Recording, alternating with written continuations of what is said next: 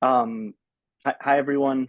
Welcome to the 2025 candidate forum for the NHJ board elections. This year, we have our regional directors and our student representative up for election. The student representative is elected every year. They serve 1 year terms. Um, this is also the first year that we separate the elections from the conference. It has made life a lot easier for people. Um, but we also hope that, as we build things up, this will also lead to greater engagement in the next couple of years, as people don't get distracted with enjoying the conference. Okay, I haven't. We are. Can you text it here, please? Thank you. I'm waiting on a video from one of our write-in candidates. So we have candidates. Let me read the notes because I forget the region numbers. So we have one candidate on the ballot for each for region 1, region 4, 5, and 8, and a student representative. Region 3 has a write-in candidate who has declared her campaign. What we're gonna do is, we're gonna hear from each of them in order. And as always, we invite people. We do have things wide open in regions 2, 3, 6, and 7. If anyone wants to run a write-in campaign, you're more than free to do so. All you need to do is declare your campaign by emailing Isabella, Jaime, or myself, just letting us know. And you do have to send in the vetting materials, just so that we make sure that you're eligible. Everyone has to go through that. You're just exempt from the signature requirement, which the deadline has already passed. And your name won't be on the ballot itself, but you can always be written in, and the votes cast for you will be valid. That said, let's start with Region 1. Harvey, want to introduce yourself? Yeah. And when you guys speak, introduce yourselves. Tell us. And I realize you guys have your things probably written already. Let us know who you are, why you're running, and what you're hoping to achieve. Yeah. Can you hear me today? Can you hear me? Yeah. Yeah, there you go.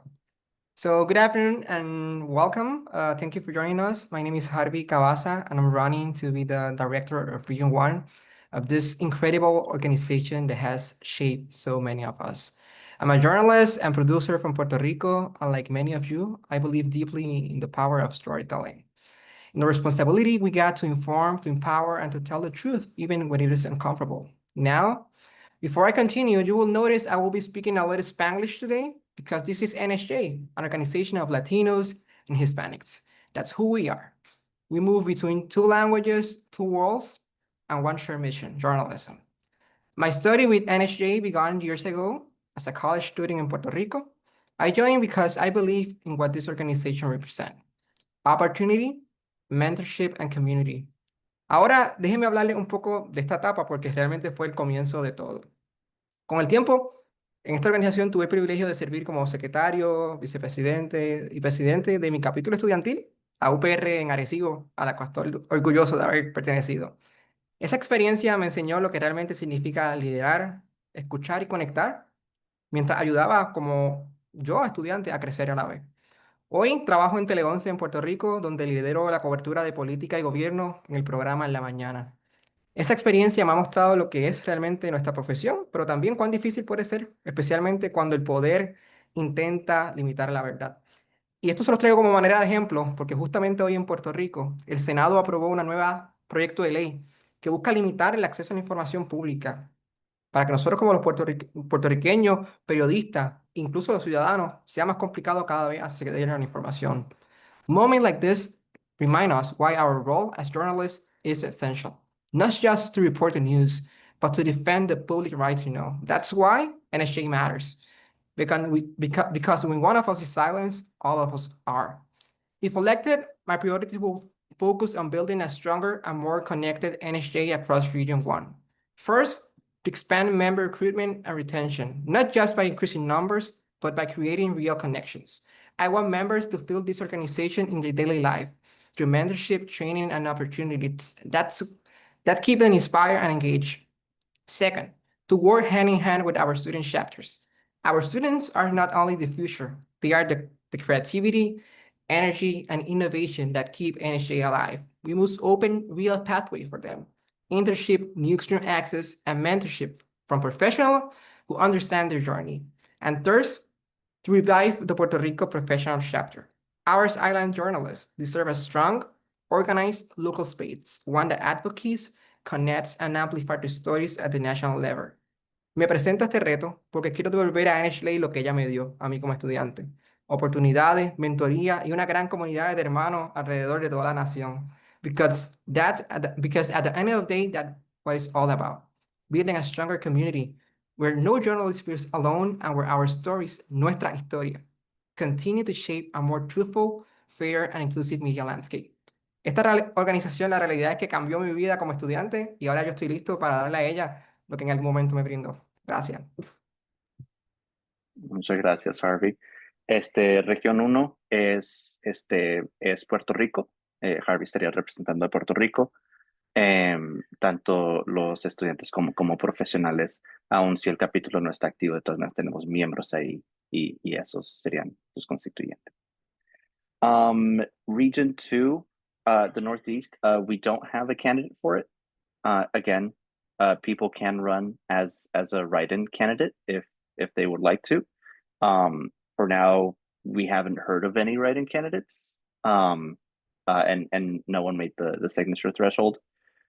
So if you guys know anyone, you know, from starting in, I think it's from Jersey up north all the way to Maine, please encourage them to let us know and to run as write-in candidate. For Region 3, the Mid-Atlantic, we did not have the candidate meet the signature threshold in time. So Karina Cuevas is running a write-in campaign. She's at the airport right now, isn't able to join, but she did send us a video just now that she recorded right now. And Ivan's gonna put it.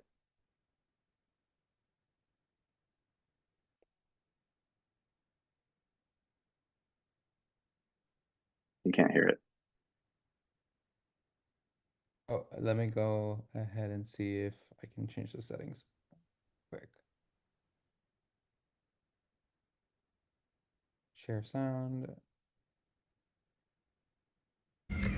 Hi, my name is Karina Cuevas and I'm running for Region 3 Director.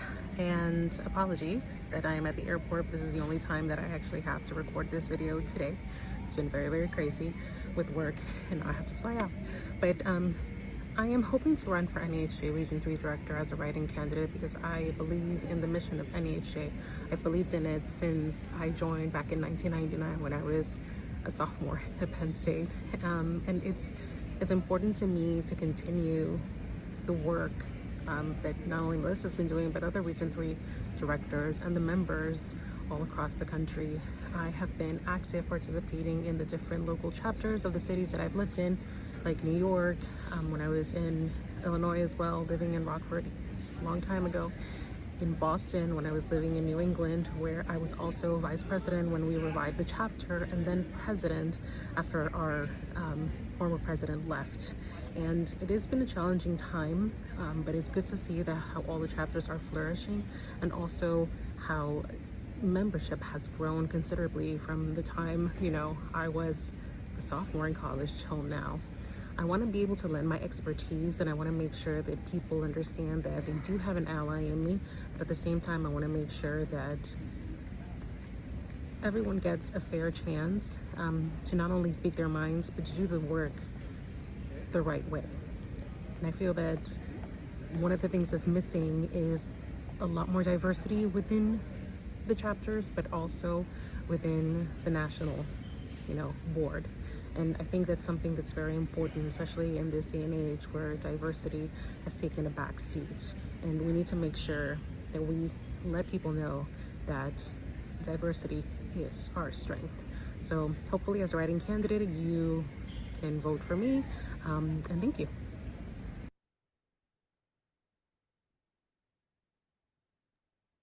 Great. Again, that was Karina Cuevas. The ballot for Region 3 is empty, but like all of them, it will have a write-in position. Next, we've got Region 4 in the South, Samantha Rivera. Hi, everybody. Thanks so much for being here with us. As Julio Cesar said, my name is Samantha Rivera. For those of you who don't know me, I am a sports reporter anchor at CBS Miami. I've been out here for almost 3 years now, and I really didn't know a lot of people when I first got here, but timing really is everything. I was initially approached by Blanca Rios to potentially fill this role as Region 4 director, and while I was admittedly pretty nervous to take it on, I am so happy that I did. I have learned an awful lot. I have been guided by incredible people like Bella, Dunia, Janet, Julio Cesar. Nobody ever makes me feel dumb for asking as many questions as I do. But working alongside people who care about something as much as you do, it makes you want to work that much harder. Being a perfectionist, I was a bit nervous when I was tasked with certain things like helping out with elections last year. I had no idea what to do. But like I said, I asked about all the questions and she held my hand every step of the way to make sure that I didn't fail. And yeah, it gave me the confidence to hold a position like this. And honestly, it's been nothing but rewarding getting to help out as much as I have. It obviously better prepared me to help out with elections this year. And then just being able to help out and meet so many people across the chapters, getting to meet them in person, getting to support so many events that they have, from Tampa, getting to work with an NFL team like the Bucks to South Florida and Orlando, having so many networking and just community events. I'm really proud of the work that these chapters have been able to do over these past couple years, and I just feel really lucky to be able to again work alongside such incredible people, dedicated people who do such great work. And if I were to have another opportunity to continue this work, it would very much be a privilege, and I hope that I can count on everybody's vote to keep doing that. Thank you. Thank you, Sam. Appreciate it. Next, we have Region 5. Most of the regions have a nice little clear name attached to them. Region 5, we kind of refer to it as just like Texas, Oklahoma, Louisiana. It's not as clean a name, but we have Jessica Elisa Ras. I have a tiny special guest, so I will try to make mine tight. My name's Jessica Ras. She's with her Thea right now, and it's very scary. Anyway, my name's Jessica Ras. I joined the organization fairly late in life, but I think it's been an invaluable resource, and I want to be able to share that with everyone within the Region 5, which is kind of an insane landscape, but I think all of us kind of get that opportunity to spearhead, and we need to run with it. So right now, UT Austin has a student chapter. College Station has their chapter that just came on board. Loyola in New Orleans that is coming up with the next year's conference. There's a ton of energy around young journalists, and I think the biggest thing for me as I move into hopefully the next year is helping NHJ spread the self-care side of what we've been providing. When I noticed all of the programming that they did during the conference, I think that was a huge part of why everyone should go. And I think it speaks to what we deal with as journalists. I mean, case in point, I have a little one and I still have to make time for the newsroom life and figure out when to turn it off. So the organization really helps in that regard. And I want to be able to share that with other moms, other parents. I will say Texas is undergoing this weird moment where everyone's trying to cover us. But does that community look like the community in Texas? So how many, I will open it. How many more inroads can we do? I'd rather be part of that change going forward. And like I said, this is a continuation of Nancy Pryor Johnson's energy as the the previous Region 5 director. She kind of helped me jump into the deep end and has helped lead the way. Again, she's really great at asking or answering questions that I bring to the table, helping me navigate all of that. And I'd rather be that person for whoever gets to be the next Region 5 director as well after me. Sorry, guys. I told you guys she was right here. She is right here. Yeah. But yep, that's really it on my end. I just want to make sure Texas, Oklahoma, Arkansas, Louisiana have a presence going into next year's conference as well. Awesome, thank you. Up next, give me one. Okay, so again, regions 6, I believe, is the Midwest.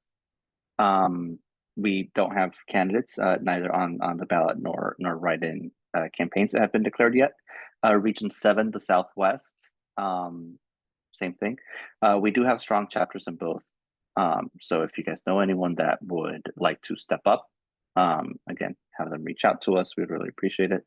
That brings us to Region 8, the West Coast, and we've got Christy Fajardo. Very grateful to have her here with us. Hi, everyone. As I am Christy Fajardo, as he said, and I'm currently serving on the board as Region 8 Director, and I represent California, Oregon, Washington, Idaho, Alaska, and Hawaii.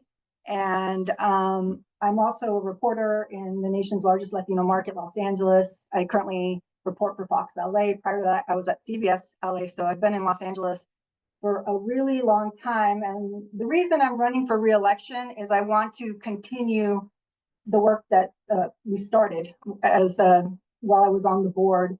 And one of those things was to try to get a parity study for pay equity for Spanish language media. And that's long been an issue. I've been talking to different professors in the LA area, and we have one who's currently trying to get a grant. We hope to gather data and see just, how wide the disparity is, and also from there try to champion to change it. So hopefully, during this term, this will be my last because I can't run for re-election. I've turned out if I'm re-elected, and want to see that finished. The other thing too that is— That's not the case, but keep going. Oh, it's not? I thought they had term limits. The term limits start with this election. Oh, okay. Nonetheless, the other thing too that, being a reporter in Los Angeles, where we had the ICE raids and protests, and now in Portland, we're also representing Portland, press freedom, press access, and press safety is also top of mind. I've been part of a coalition as part of NHJ, one of the representatives of journalism organizations throughout California that has worked to secure press access, and also, stand up when there's overreach to protect press rights. And they've even helped some of our student journalists who have had equipment broken or who have been detained. So it's really important work, and now more than ever. And so I want to continue that as well. And lastly, representation, it matters. Latino representations in newsrooms matter now, I think, more than ever in my career. And we need more Latino voices. And also, as a Region 8 director, I helped relaunch the LA chapter. We had meetings with most of the newsrooms in the LA area about representation, and we had good outcomes. So I'm proud of that work, and I want to continue it. And that's all I have to say. Awesome. Thank you, Christy. A quick bit of info for those of you who may not be familiar. This last year in 2024, we revised and amended our bylaws. One of the things we did was we added the term limits in that the non-presidential seats you can't be elected to a non-presidential seat more than 3 times in a row. You can hold them non-consecutively more than 3 times, whatever. But in consulting with our attorneys, and you got to be honest, it was the answer we were hoping for. Those term limits begin with this term that starts on January 1st. So using Christy as an example, if you wanted to run 3 more times after this, you could, and that's when you would hit the term limit. They aren't retroactive, and that's just so that everyone is familiar with it. The student representative does not have term limits because it's auto limited. You have to be a student. If you're going to be a student for 20 years, that's on you. But we're guessing most people aren't going to do that. That does take us to Nicole, our candidate for student representative. Hi, everyone. That's very tempting, Julio. I'm enjoying classes, so it would be nice if you could just take classes all the time and not have to worry about anything else, working, etc. But my name is Nicole Rustler. It's nice to see so many familiar faces. I am the current national student representative on the board, and it's just been a wonderful first year. I joined with also similar nervousness and excitement. I come from Los Angeles, and I had a budding interest in journalism and entered a school here at the University of Chicago that actually doesn't have a journalism major. And so naturally that actually challenged me to be creative and to kind of be a black sheep on campus in some ways. We have digital publications, but my interest in broadcast began to take off when I had applied my first year. And then I realized I hadn't really built up my Rolodex. And so that pushed me to go to our Institute of Politics and speak to politicians coming in, including Beto O'Rourke and politicians really across the spectrum, and put myself in uncomfortable spaces. And I think through 2 internships now at NBC in Los Angeles, at every hour of the day, I did assignment desk work in the morning and then in the evenings. And then this past summer, I was back at NBC LA and I was working the morning shift, so 2 a.m. to 11 a.m., bright and early. I was able to see the pace and the expectations that are set for young individuals entering these spaces, and also the relationship between seniors and the up-and-coming journalists, and how much we need each other. Those of us who are entering those spaces need positive examples. And, the veterans are also looking to us to help them appeal to people my age, 21 and even below.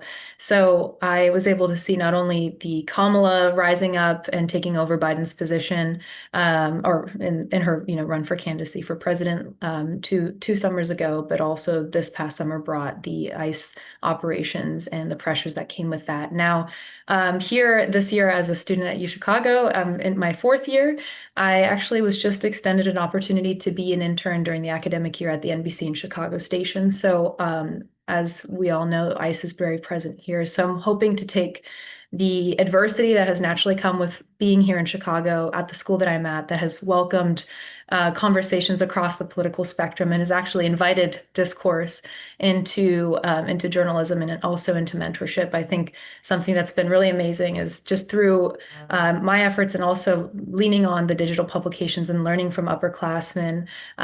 Those people around me have come to me asking for help, and actually a peer of mine who is Latina joined NAHJ last year, and I helped her kind of keep an eye out for when NBC and Telemundo internships opened up, and she got a Telemundo internship over the summer here in Chicago and loved it.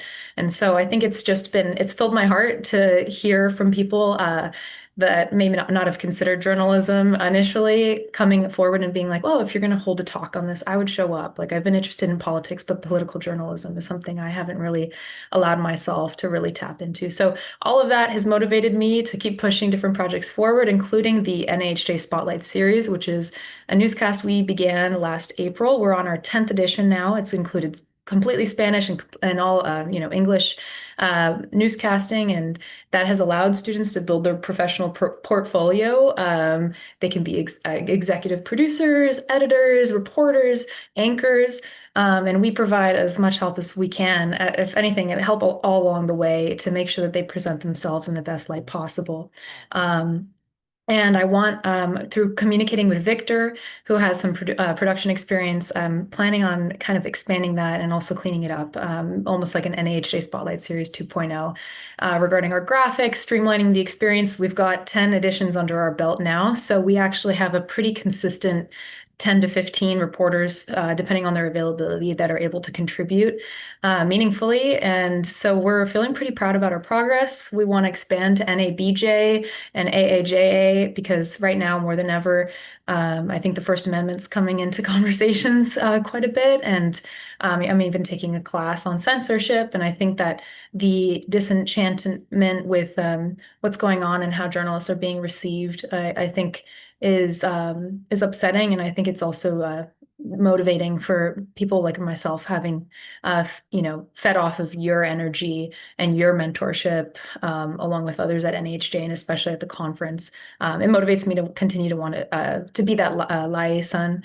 and confidant even, and possibly mentor now that I've built up experience. And one additional thing that I'd like to implement or work on is pitch to producer sessions. It would be nice if once a month, we could partner with producers at local stations who may or may not be involved with NHJ and actually encourage students to try to pitch an exclusive. And I think experience being torn down in that space, and also have the chance to have their exclusive go far. NBC has emails, of course, where you can submit tips, and those are open to the public. But I think if we could encourage students to, maybe once a month have a session virtually where they come prepared with an exclusive from their specific area. I think not only could newsrooms benefit, NBC would love that. Plus, we're trying to bring in those audiences. But I think that a student could then, if they're in their second year of college, when they're applying for a job in the future, say, hey, I pitched this exclusive to NBC and it made air. And so I think that could be an exciting endeavor. So a lot of things in the works, and I'm very thankful for everyone who has made this past year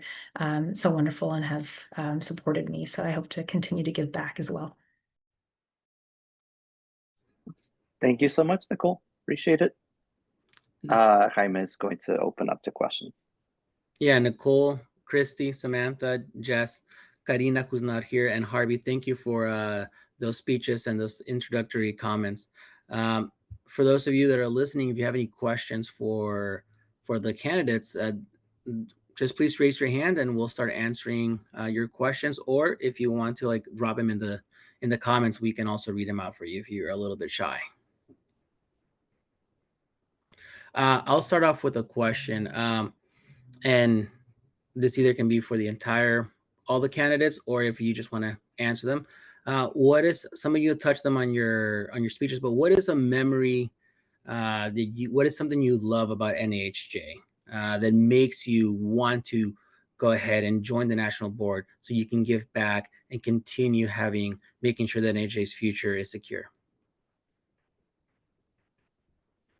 As I say, the mentorship. Mentorship.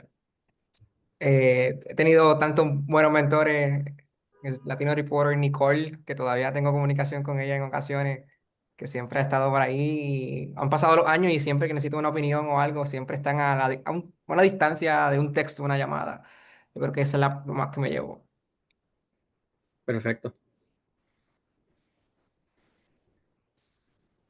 I think, I'm so sorry, Christy, would you like to go?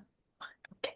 I think one memory that stands out is one of the panels at NHJ, the convention in Chicago. I was able to moderate a discussion about navigating campus journalism, and the attendance, and I think was just exciting. I think it also was sobering that to hear student like questions about their difficulties, what it means to be a student journalist, and how to kind of take authority over being an actual journalist. It's a profession, and to also advocate for yourself when you're pursuing a difficult story. So that conversation actually yielded a lot of transparency about how, as you know, you're trying to model yourself as soon to become professional, that professors and other people who you're facing in interview settings may underestimate you, and how to also manifest and I guess manifest the pressure that, like, I guess when you're engaging in an interview and you're calling yourself a journalist, there are responsibilities to that. So we talked about the title of a journalist, and I think that our panelists were also very down to earth and also incredibly experienced. I enjoyed learning from them and hearing how they had dealt with emails, like threatening emails after looking into certain topics, and the really impactful work they were doing. So I felt that the convention allowed for those conversations and those sessions to happen. And I hope that with the New Orleans convention that's up and coming, that I'll see more of that. My mind was blown at other sessions, but my specific memory is centered around that one. Christy, Samantha. Christy first, and Samantha. Well, I'm actually living proof of the power of NHJ, because I met my first news director in LA. I had met him right when I got out of college. I lined up like so many other people to get a critique on my reel. He didn't like it. It wasn't very good. But 2 years later, I saw him again at an NHJ convention, and he remembered me, and he commented that I had improved tremendously, and he hired me a week later. So, and I've heard other stories like that. So I'm very grateful to NHJ for what NHJ has done for my career. But, and also the other things I mentioned about the work it does to improve representation and our First Amendment press rights and so forth. Yeah, honestly, just the mentorship that I've received, but I'm also now being able to give out as well. In this past conference, there was a scholarship opportunity that we were able to give a younger journalist, and she was able to attend the conference and make so many great connections with people, and knowing that I was able to kind of help connect her and guide her in the right direction with the right people, with the sports task force that we have. It's a really great feeling being able to give back the way that so many people have helped me and still do, honestly. Obviously being on the national board, I am able to feel comfortable enough to share some of the things that I go through with my career, just with life as well. And then also with the Sports Task Force Board. It has just been a really, really great opportunity to, again, meet great people and be able to give back as much as I can. Jess, I'm going to switch it up for you. There's a question from Lori Montenegro in the chat. First, congrats to everyone taking time to be involved in this conversation. Her question is, what do you think can be done better to develop the leadership pipeline from an organization? I'm asking you, Jess, because you are an editor, a top editor at your newsroom, cron.com at Hearst. So what? Nope, it was it's mysa.com at Hearst. I had a 50-50 chance and I went the wrong way. You're good. But anyways, the question still stands. What do you think that NHJ can do better to develop more future Jess Elizaldes? Well, big question. I think to Lori's point, the leadership pipeline is a little shaky. I think Nancy PJ had reached out to me and said, I think you should do it. And I think it really requires a lot more of us to do that. I reached out to one of my deputies already and said, hey, you should be my alternate. And I'm still trying to wear him down. Another deputy, I said, hey, you really should apply for Adelante. And she had no idea that it existed. So it's one of those things where we really kind of have to advocate for what the group is doing. And there's so many wonderful opportunities that are, I think, going unused because folks don't know about them or think, oh, well, I have to pay for it.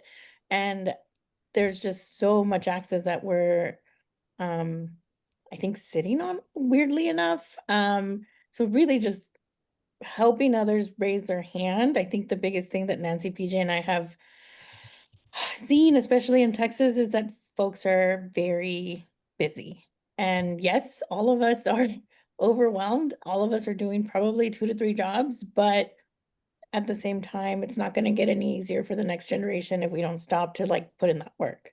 So that's what I think we need to be doing a little bit differently and making sure we can always tuck someone in under us. That's a great answer. Full disclosure, I used to be a Hearst employee for a couple of years. So after this call, I am definitely going to go into a corner and sit, on a 5-minute timeout after this for getting that wrong. Christy, you've also somebody who's moved up leadership positions in your newsroom. Would you like to answer that question? Yes, I think that that's where the chapters really come in, because I think people think of NHJ as just being the convention, and it is cost prohibitive, especially for people who are just starting out. And so they don't really know what NHJ can do for them. So that's why I think the chapters are so important, and we're launching more and more, but getting them involved, and so that they see what the national organization is also doing, but having networking events locally, and also telling them about the work that NHJ is doing. I think that that's really how we can improve our pipeline. Awesome answer. Before I go ahead and ask another one, Samantha, would you like to also take a crack at that question? Yeah, I was just going to echo basically what everybody was saying, just continuing to tell everybody the work that we do and just kind of like push everybody a little bit like, hey, maybe you didn't think about this opportunity before, because I know I didn't really think about ever, joining you guys, just because I always viewed you guys as like, wow, like they do such big things. Like I didn't think of myself like that. And so you always need like that one person to just be like, hey, I believe in you. I think that you could really help and benefit from a position like this. So I think doing those things would help an awful lot. Terrific. So I'm going to piggyback on something you and Christy both said to follow up for the next question. And Harvey, you can answer first, and then we'll go back and circle with the rest of the members. But how does NHJ go beyond the convention? How can NHJ continue to be more involved in the regions that you guys are running for beyond that week-long convention? Harvey, go ahead first. Voy a contestar en español. Adelante. NHJ siempre creo que lo ha hecho, desde los conversatorios online, desde las diferentes actividades en cada uno de los estados y en Puerto Rico. Yo creo que siempre ha ocurrido eso con NHJ. Ahora creo que, ¿verdad? Tiene que ver más bien con lo que estábamos hablando anteriormente de reforzar el liderazgo. La convención es una excelente oportunidad para conectar nosotros como periodistas, ¿verdad? Como individuos, y realmente apreciamos, ¿verdad? Lo que estamos haciendo acá en NHJ. Pero yo creo que siempre, como tal, hemos cumplido esa parte de ir más allá de la convención. Como estudiante entraba a los foros que hacíamos a través de Zooms y maybe no estábamos ahí, ¿verdad? En un hands-on training, pero aprendía algo desde la distancia. Hay videos grabados en la plataforma. Hay tantas cosas como ¿verdad? El conversatorio que va a haber próximamente en New York con estudiantes. Creo que NHJ siempre ha hecho esa parte, y eso es lo que gustaría, ¿verdad? Continuar haciendo, reforzando eso.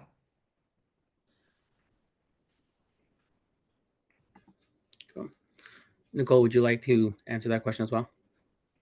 Yes, yeah, I believe that NHJ can continue to help students outside of the convention through creativity. And also I've noticed that with the WhatsApp account that we have a big group chat, and part of my my hopes for, expanding access to the Spotlight series as well, which I believe helps to prepare students for, maybe a professional demo, or to give them practice actually taking initiative on like the full process of producing a story. I think that I would like to leverage the fact that videos on there actually could help to instruct and reach a larger audience. So like if we had a quick like a spotlight series boot camp. It could be like a 30-second video. Hey, like, so if you take us up on this, this is the next step process. It's not as overwhelming as you think. You could do a Zoom interview, bam, you already have like visual content, and then we can help you. So I think maybe simplifying certain processes down and making it clear where we can jump in and help. I know that virtual sessions that could address how to respond, like how to, whether or not to, well, first of all, to know your rights when entering a space of conflict, especially given the protests that are happening in a lot of cities around, and are actually, I would say, may be attractive to journalists who want to get real life experience. I think we're at a critical point where I myself want to enter those spaces. And I think that mentorship about like surrounding like safety and how to conduct yourself in a space, for example, like going into immigrant communities and not assuming that because you're Latino or Latina, that people are going to open up to you right off the bat. So I think learning sessions, those have been happening. And I think just expanding the outreach and just maybe a larger pushes to ensure that those who need those like trainings can not only, like, let's say they don't attend the session, maybe we could find a way to like create a flyer after the fact, or have some other sort of way to get that information into their hands. Because let's face it, students are really busy, and sometimes a session they may really want to go to and a speaker they really want to meet, they can't make because of a class or another commitment. So I think that leveraging WhatsApp, I know that we've tried other groups as well, could be of use. Otherwise, I think that a social media campaign to not only showcase students more, I think NHA's social media has looked wonderful. I think something that I'm excited about is maybe helping to highlight some other speaker series, including the newscast we're working on, could be exciting. But I know we've talked about the convention too, and how after a session, some people would like to have pictures of their presentations. I think that that's sacred. We've spoken about as a board that maybe like, yeah, at the convention, it's all about participating in person. But I think because there are a lot of wonderful sessions kind of circulating throughout the year, it could be nice to condense some of that information and encourage people to attend. And if not, maybe some important takeaways for safety's sake, for also objectivity when reporting, that should just be part of every journalist toolkit. Maybe we can work on ways, short videos or and more to reach larger audiences. Thank you, Nicole. For all the candidates, question from Zulema Salazar. How did NHA training help you with what you are doing today? Can you give a specific example of how NHA training, a session, a workshop, virtual training, helped you achieve what you are achieving today?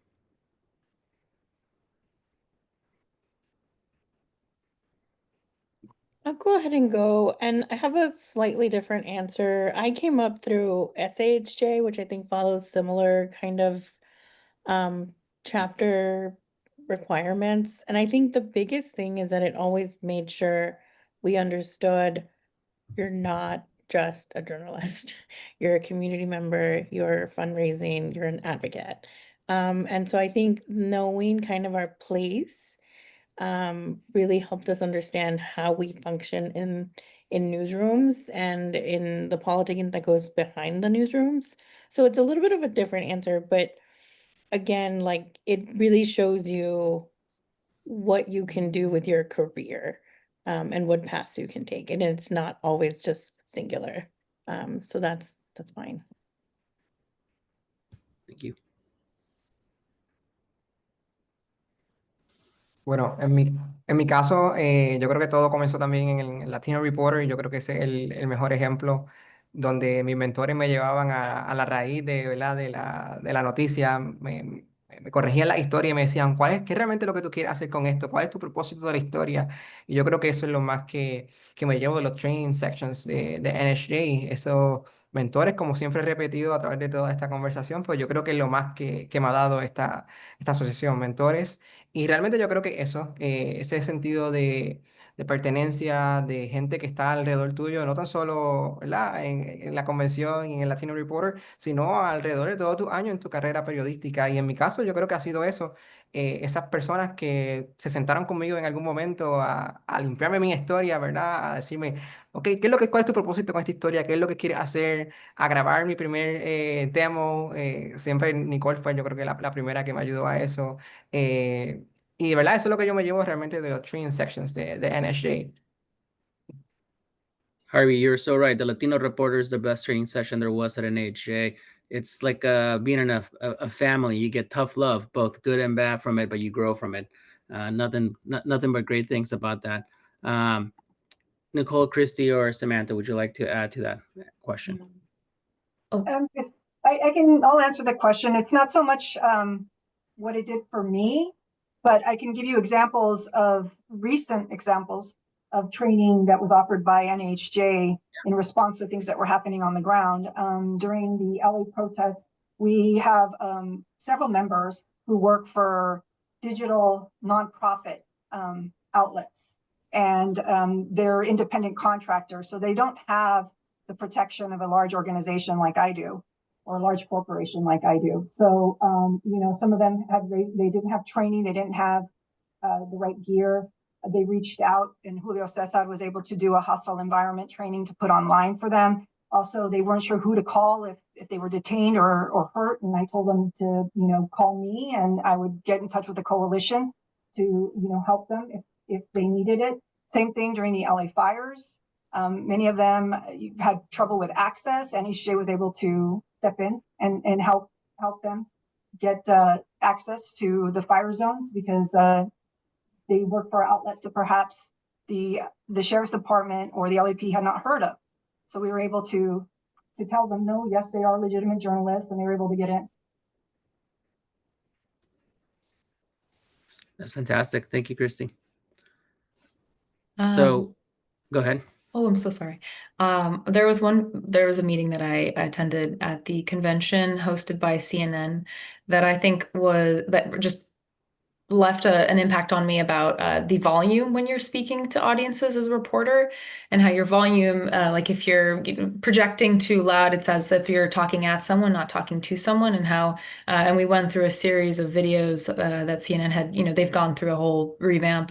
But we were shown different social media videos where they were shot in like one take after the floods in Texas, for example, and how, bringing in like a human element is so essential. So like, don't, talk at me, talk to me, as well as different AI related sessions. And that kind of come down to the core of ownership and intellectual property.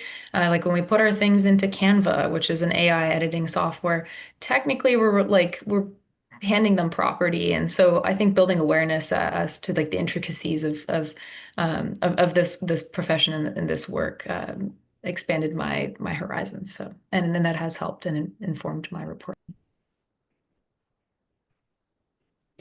My training was, I think my memory came from the elections that I had to help out with when it came to Tampa last year. And that was, like I mentioned earlier, it was a lot to kind of take in all at once. But like I said, Bella helped an awful lot with that. And I think just understanding that, you have to be really good when it comes to time management, and understanding that you have to, put things in your calendar and make sure that you're following up with people, holding people accountable.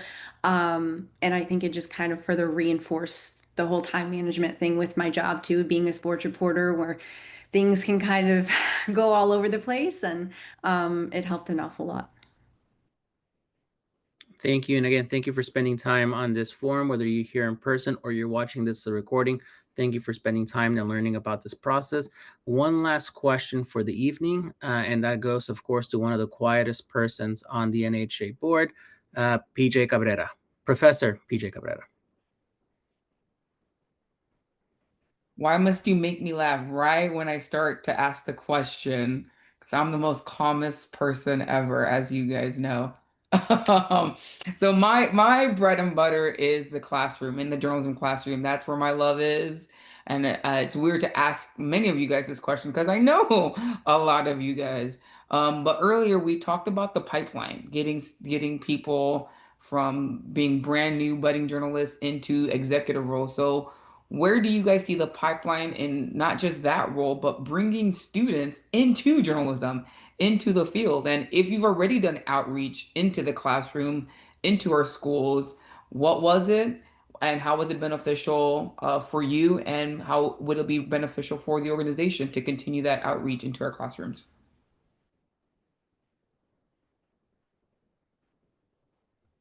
Anybody can go first. Can go first. I guess for me, I think just always being available to students on social media, like, hey, if you guys want me to look at your reel, if you want me to look at resumes, that sort of thing.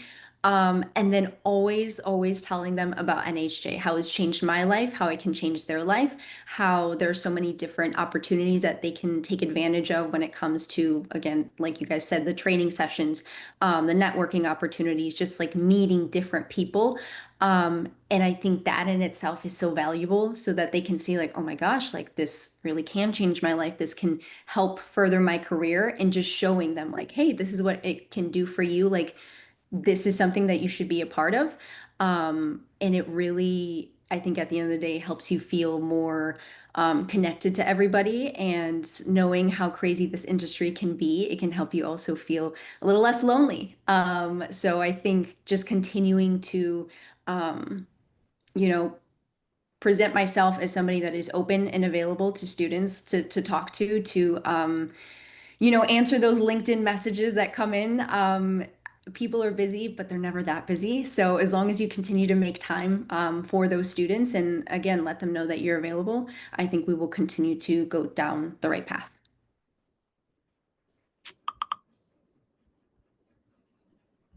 I'll go next. The biggest thing we did during the conference was meet with the students that we had just finished onboarding as far as the Texas A&M chapter. And it was really great just to sit with them for coffee and figure out what they wanted to hear from us. So like Samantha said, the availability, like, yes, we're busy, and yes, sometimes it feels weird to have a shadow student, but that's how they learn what we do and how we ask questions. And yes, ma'am. I basically have a tiny editor at home too. Anyway, so really just making yourself available, and even if it's a little thing like the UT chapter needed marketing materials for a tabling event, making sure they were able to connect with Isabella and get those over to them. It's just the little things that I think add up along the way towards that pipeline.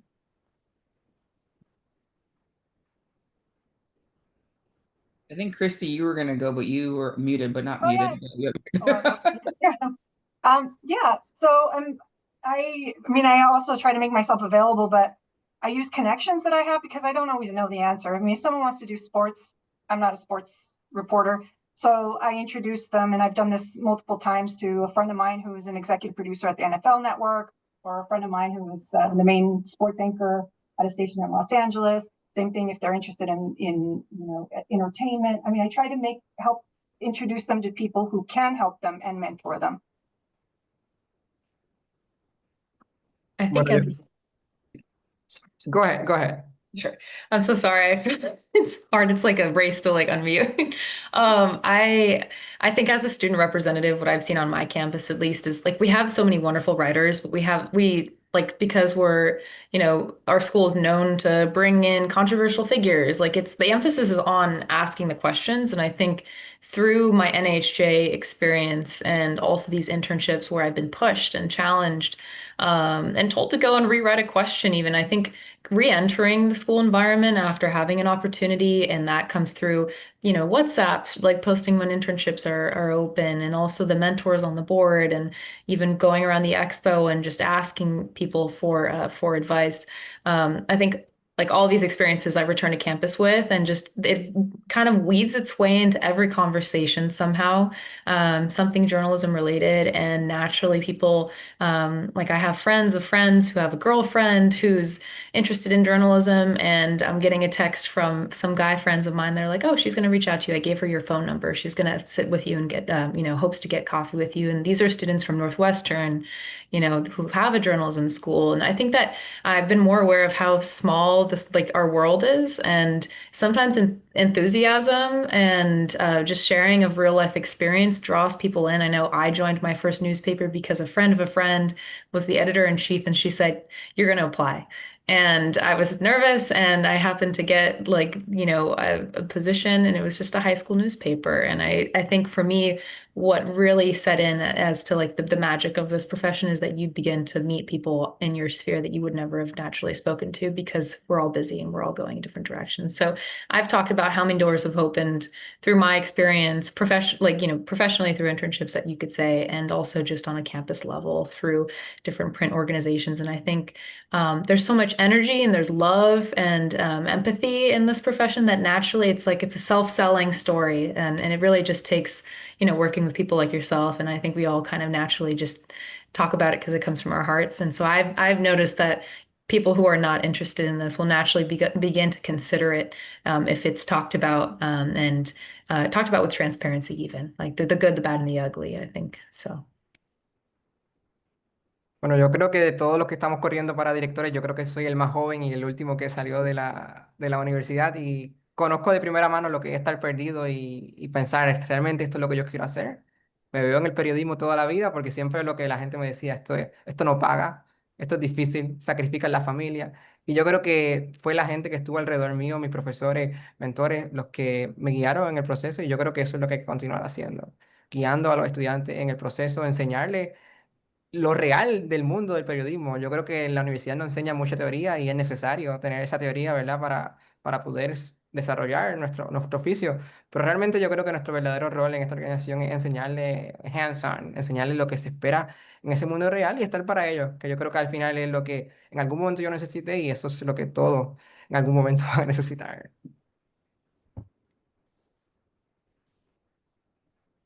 Thank you guys for that. Appreciate you.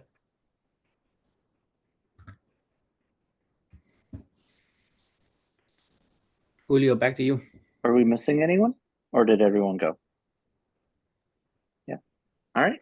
No, I think that wraps it up. We've done almost an hour of this.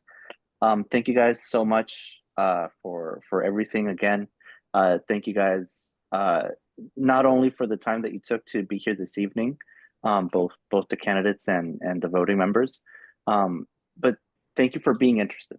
To the members, thank you for being interested enough to be able to be here and listen to people. To the members that are watching this back, the tape, thank you for pulling it up.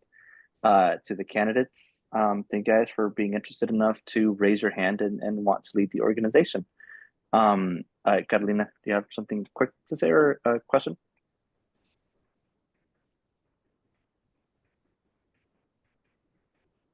Carolina Cruz? Can you guys hear me now? 1, 2, Yeah. 3, 1, 2, 3. Okay. Yes. Okay. Thank you guys for doing this. My apologies if this topic maybe has been addressed in some way. I was able to log in, but after the conversation had already started. My main question for everyone is in regards of upcoming ideas or strategies you guys would suggest to implement as directors, in each region when it comes to not just the chapters, but the task forces. As you know, as many of you know, I'm in charge of one of them, the Afro-Latino one, which the main purpose is to create more diversity in newsrooms, our representation, and for our interests to be not just in front of the camera, but also behind the camera during the decision making. So I was just curious to see if that has even, crossed your thoughts, si les ha pasado por la cabeza, or if not, if now that I brought it up, is something that you guys would try to do as the new directors of each region, because the same thing I face here in DC, I already noticed that there's an interest in New York. There's also interest in Florida, but I don't have the resources to, as a task force leader, to go to all these states or cities where I see las ganas to promote the same mission, which is more Latinos in the newsroom, more diversity when it comes behind the scenes and in front of the camera. And when I say diversity, to be more clear, I'm talking about no solo Latinos que se vean claritos. So pretty much, just picking everybody's brain on that topic, it would be good to address. Y gracias por escucharme. Un gusto. Yeah, I mean, to keep it brief, do any of the candidates want to address that? You guys have talked about how you want to better connect with chapters, but does anyone have thoughts or suggestions? It doesn't have to be a full multi-point campaign plan, but just any ideas on how the board can better connect, not just with our chapters, but with our task forces?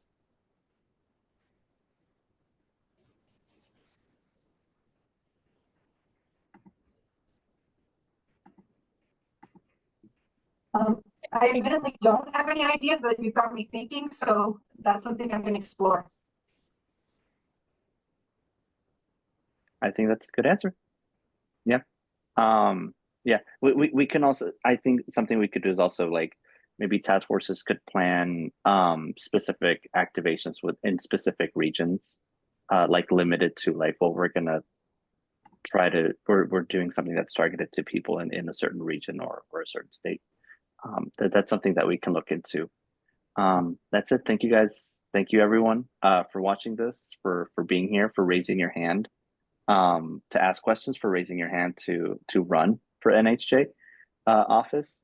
The organization wouldn't be what it was if it wasn't for people that step up whenever they can at the level that they can. Thank you guys. The tape will be available on YouTube, and we'll see you. Jaime, do you have the calendar so that we can tell people the election dates? I don't, and Isabella's not here to help us out. I think But we will start on follow up. Monday through the 3rd. Starts on Monday. Yeah. It either starts on Monday or Tuesday, and it runs through 2 weeks later. So elections begin. Let's keep it appropriately. Elections begin next week. Voting begins next week.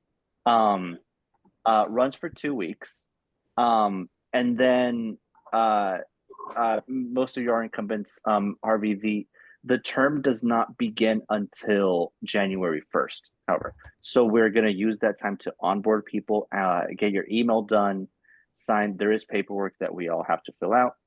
There is Yana and Ivan saving us as usual. October 20th, voting begins. November 3rd, voting concludes in the evening. Make sure that, thank you to Harvey for writing this in. Candidates, make sure that you write your candidate statement that you want us to send out to the membership. They're being sent to your region specifically. And yeah, so once the election concludes, we announce the winners. We do onboarding. And on January 1st is when the term itself actually begins. Thank you guys so much. And we'll see you when voting begins. Thank you. Everybody. Thank you.